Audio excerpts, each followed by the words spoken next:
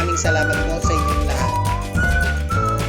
Kapatid, bago tayo tumuloy sa pag-e-edit, kung bago ka lang sa ating channel at mahilig ka sa mga tutorial ng mga trending tricks sa TikTok, huwag mong kalimutang i-like ang video na to at mag-subscribe at i-press ang notification bell para ma-update ka sa mga susunod kong mga video. 2 o 3 o higit pa a week kung mag-upload ako ng mga tutorial. Paki-share na rin po ang video. Maraming salamat at tara na po, mag-edit na tayo. Guys, punta na tayo sa ating KineMaster o KineMaster. Empty project po tayo as usual at 16:9 sa ating aspect ratio. And then punta tayo po ng media at sa camera kung saan nandun po ang ating gagawin video na head prank. Yan po ang kinagigiliwan ngayon ng mga TikTokers. Sa mga kapatid, gagawin po natin ang head pranks. Ayan. So ito po yung ating original video na gagawin. So ganyan lang po siya. Pinapakita niya po kung wala pong anuman pong nakalagay dyan. Tapos ilalagay niya po yung ulo niya. Yan, parang nakahiwala yung ulo niya sapagkat ang gagawin natin isang TikTok po sa mga mahihilig po ng TikTok. Yan, sa mga video na ganito. Yan, magagamit yung po ito mga kapatid. Mag-aklak po tayo na ganyan para makagawa po tayo ng isang magandang head prank po ng kinahulang malingan ng ating mga mahihilig na mag-TikTok. Ayan. At sa mga mahihilig po ng mga magic tricks. Ang kapatid, kung mahilig ka po nito, kailangan nyo po ang mga ganitong video. Ayan.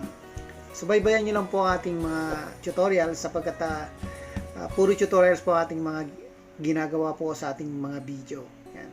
So, start na po tayo sa ating editing. Ayan. At punta tayo doon sa parte na nakalawang po siya, ikot na po siya. Then, slide ng kanyang ulo. Then, click natin yung natin, yung camera. Then, capture and save po natin yan. Yan. Gagamitin po natin yan. Tapos, gagawa po tayo ng mark. Yan. Gawin nating violet yan.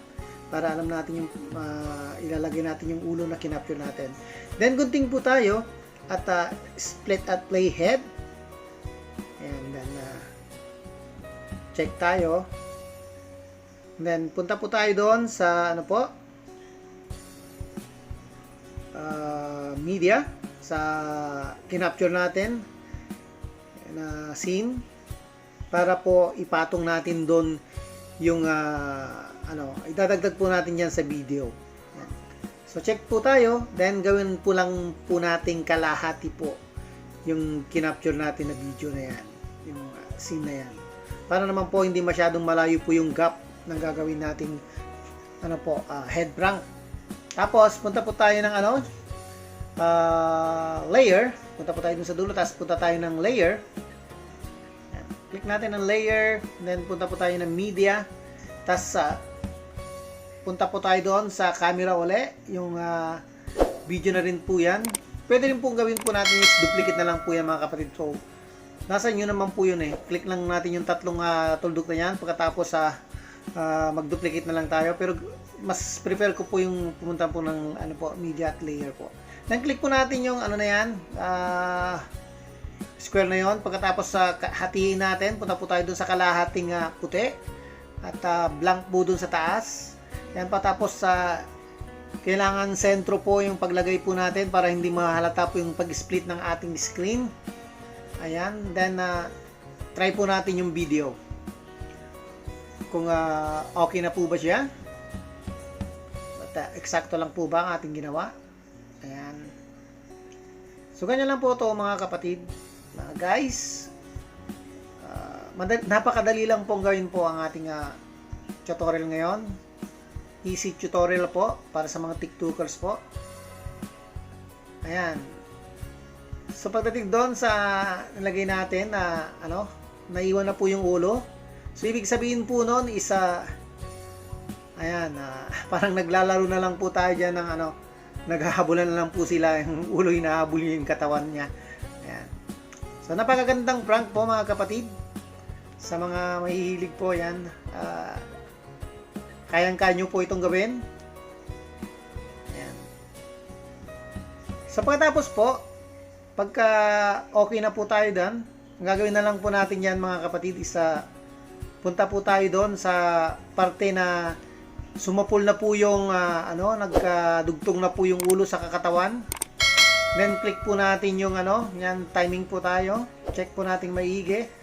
Yan, pagka okay na po, click po natin yung layer na ginawa natin.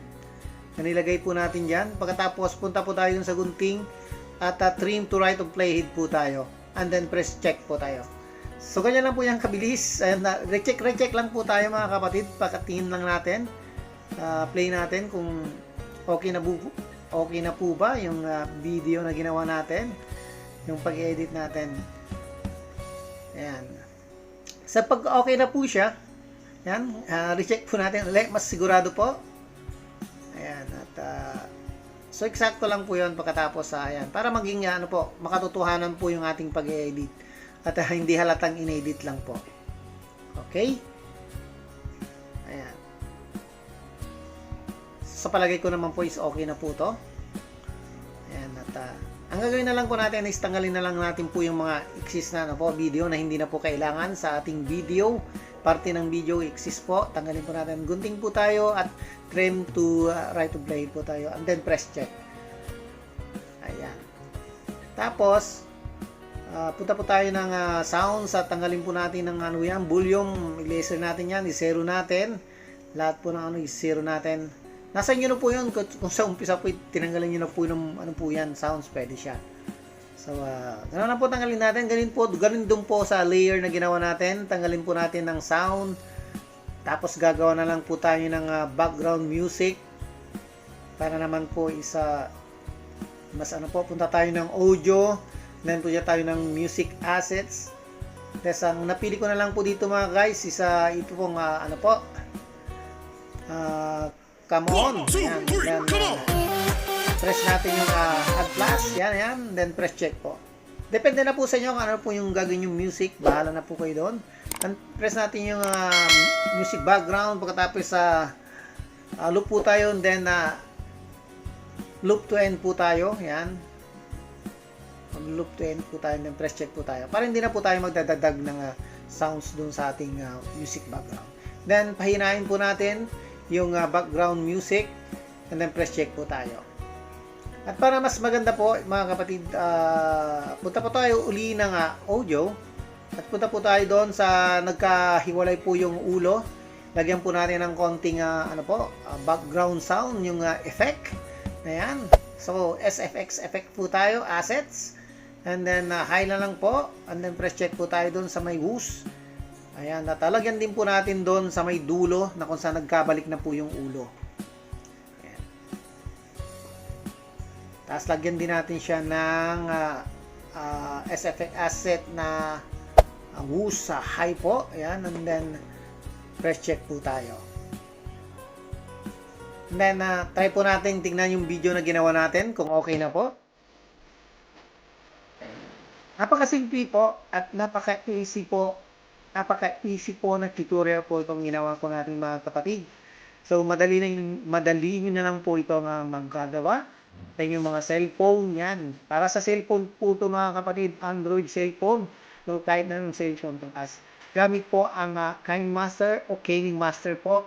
Wala na pong ibang application na gagamitin po dito. Yan lang po. Ayan, sa tingin ko po maganda na po yung pagka-edit natin. So, naglalaro na lang po yung ulo at saka yung katawan. So, sana po mga kapatid ay may natutunan po kayo sa ating tutorial ngayon. Ayan. At check na lang po natin kung talagang sakto ba talaga siya at maganda na po yung pagka-edit natin. 1, 2, 3, come on! Ayan. Okay, so pag okay na po ito mga kapatid, wala na po tayong gagawin dyan. Kundi export na natin to. Ayan. Isa na naman pong tutorial lang natapos natin mga kapatid. Sana po may natutunan po kayo. At kung hindi pa po kayo nakapag-subscribe sa ating channel, Sir Dan TV, please lang po, pakisubscribe lang po sa ating channel, Sir Dan TV. Pakishare po ang ating video kung nagustuhan nyo po at pakilike po. At comment lang po kayo mga kapatid, sapagkat ako po ay nagsha-shoutout sa mga nagko-comment ng shoutout. So, maraming salamat po at God bless po ulit sa inyong lahat sa susunod po nating video po.